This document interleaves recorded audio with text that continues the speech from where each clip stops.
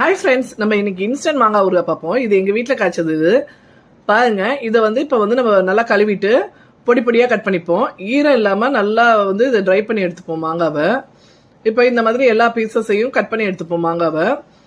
பாருங்க, இது மாதிரி கட் பண்ணி எடுத்து இப்போ இதுக்கு ஒரு ஸ்பூன் நான் கொஞ்சமாக மாங்காய், ஒரு மாங்காய் தான் இருக்கிறதுனால ஒரு ஸ்பூன் கடுகு, ஒரு ஸ்பூன் வெந்தயம். நீங்கள் மாங்காவுக்கு தகுந்தாப்புல இந்த வெந்தயத்தையும் கடுகையும் மாற்றிக்கிங்க அளவை. இப்போ அதை மிக்சியில் சேர்த்து அரைச்சிப்போம். நான் 50 ml நல்லெண்ணெய் சேர்த்துக்கேன். நல்லெண்ணெய் தான் நல்லா இருக்கும். நல்லெண்ணெய் சேர்த்து நல்லா காயட்டும். இப்போ நம்ம அரைச்சிட்டு அந்த பொடியை மாங்காயில் சேர்த்துட்டு உப்பு கொஞ்சம் அதிகமாக சேர்த்துக்கங்க, அப்போதான் நல்லா இருக்கும். நான் 1.5 ஸ்பூன் மிளகாத்தூள் சேர்த்துருக்கேன். ஏன்னா என்னோட மிளகாத்தூள் காரமாக இருக்கும். கொஞ்சமாக மஞ்சத்தூள் சேர்த்துருக்கேன். அதுக்கப்புறம் பார்த்தீங்கன்னா பெருங்காயத்தூள் கொஞ்சமாக சேர்த்துக்குங்க.